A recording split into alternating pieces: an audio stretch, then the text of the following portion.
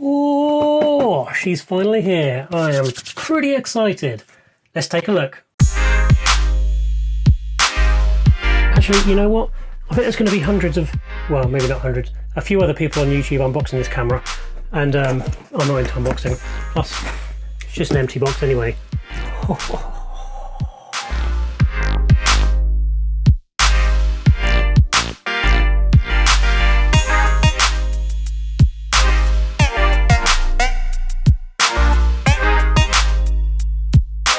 Yeah, here it is with the 24-70G master on, and oh, just look at it. Yeah, I've had it about 2 hours now. My initial thing, do you know what? As soon as I took it out of the box, the initial thing, the grip feels amazing. It just feels so much better than the Mark II A7 that I remember from anyway. And I'm coming from a 5D Mark III, which is a pretty big camera. The button feedback, coming from a Canon, you know, it feels, I don't know if it's bad to say, it feels Canon-like, and that's a good thing because I'm used to the Canon and I liked it. Right, let's just jump into some tests now. Unfortunately, I can't test AF speed versus the MC11 adapter because the MC11 adapter wasn't actually delivered. However, I've ordered it from somewhere else, and hopefully that's going to be coming next few days. By the time you see this, I probably will have it, and then it'll be on the next video. So this is going to be more of a unboxing, and initial review type video, and then the next one will be really quite in-depth testing. So yeah, let's do some tests. Let's go. Okay, well, this probably isn't the best AF testing in the world, but I've never done a video like this or any test like this before. But if you guys want to see anything different, please comment and I'll do my best for next time.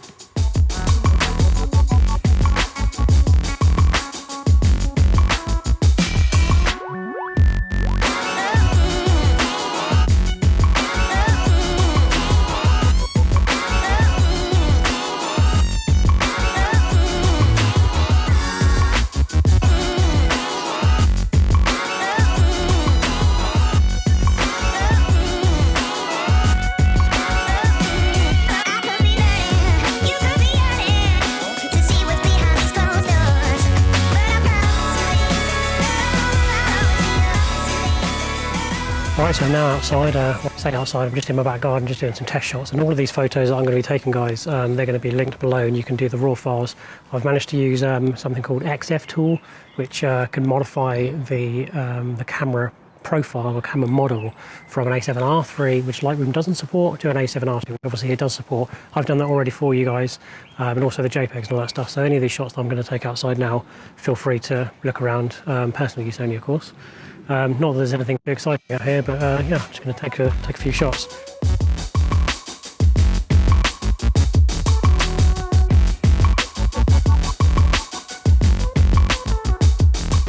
Oh yeah, I was just going to mention, all these pictures shot at 1/250th of a second. That's because I found a neat little feature on the camera called, what's it called? ISO Auto Min Shutter Speed. Yeah, I'm reading from my script back there. Basically, it means that it maintains a certain set shutter speed and then starts bumping the ISO from that point onwards. 250th is obviously pretty extreme, but I was taking pictures of my daughter and she's a little wriggle monster. So 250th freezes the action enough for me to not get motion blur. But then, you know, the ISO on this camera is so good that I don't mind the ISO being bumped. And just remember, guys, that, you know, you can fix noise in a picture, but you can't fix motion blur. So that's why.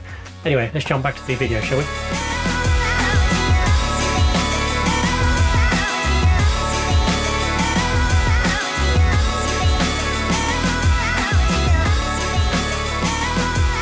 In terms of Viewfinder and Display, I find the LCD is a touch dark, but I haven't really played with the settings yet. I mean, you can still definitely see it, but I mean, we're in an overcast day, typical England.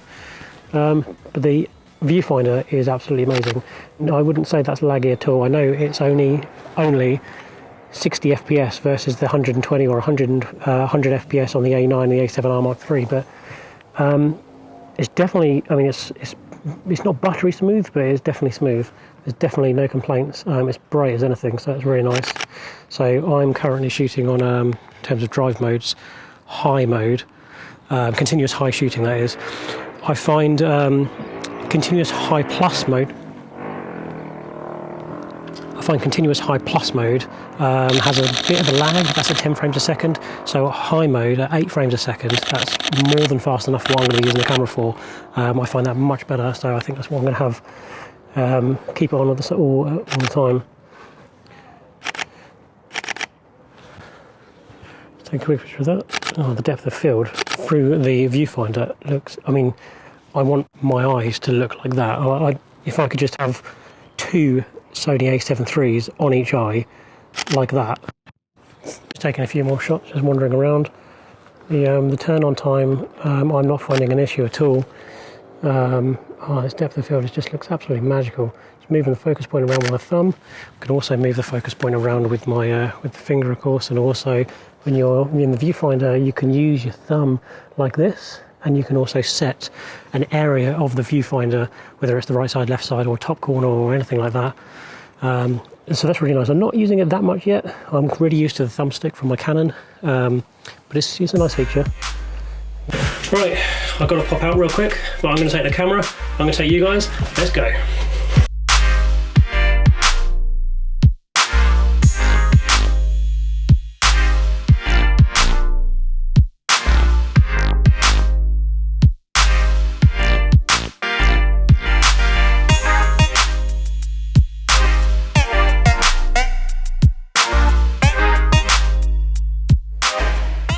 Okay, yeah, it's not that glamorous, it's a car garage.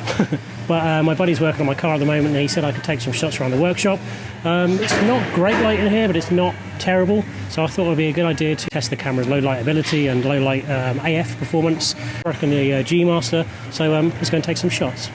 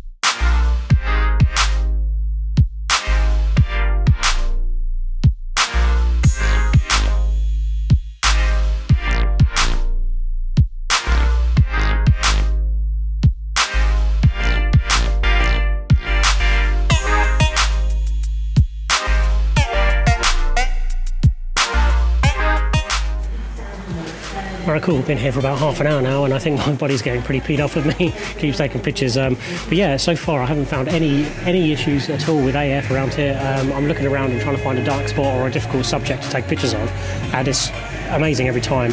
EVF, I'm using the EVF and the display quite a lot, and I'm using expandable flexible spot on mostly wide open at f2.8. I quite like the shallow depth of field, as you guys may have noticed already.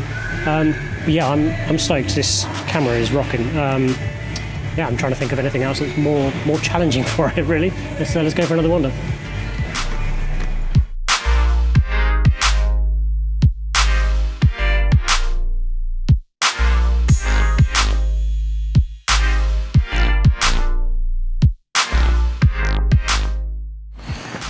Well, car's done, all good. Front distance pad's done. Rear brakes we couldn't do. But anyway, now it's got a little bit darker. As you can see, the little Sony Nex is definitely starting to struggle with the low light. But let's see how the old A7 III does. It's not completely pitch black yet, but it's getting there.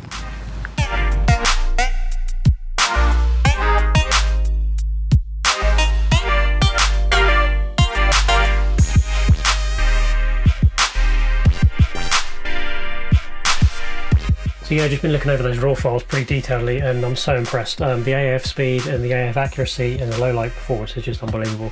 Sony have improved so much over the A7 Mark II and I'm stoked with this thing. This is so good. I'm not too sure that I'd use it for sports, and I'm saying that because I have a A7D Mark II which I absolutely love and it is so fast for sports. and I don't know if I trade that in for this or not. I mean, this was going to be my primary camera and landscape and all that other stuff, not sports. However, if you guys want to see that sort of stuff, you know, you let me know. Talking of which, I know you guys are probably going to want to see this. The MC11 adapter has now arrived, finally. It's not going to focus, but MC11 adapter's here, and I've done some initial test with it. It seems pretty good. It seems really good, actually. So if you guys want to see that, remember to like and not like if you don't like. No, wait. Remember to like and comment and do the subscribe thing that everyone else says. Anyway, thanks very much for watching. I hope you've enjoyed it. I hope it's not been too boring. This is, looking at my timeline, I'm coming up to 10 minutes. This is crazy. So I'm going to go. See ya. Peace.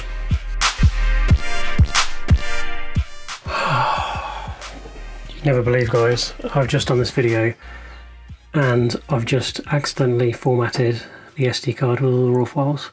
I've got some of the raw files, but none of the garage, none of the night pictures, they're all gone. Because I was looking at them and then formatted it. Well, if I'm going to make any more YouTube videos, I'll remember not to do that. I'll go for a drive tonight, which will be before the video's shot, and then do some night stuff. Anyway, all the JPEGs are there, raw files. Sorry guys. Bye.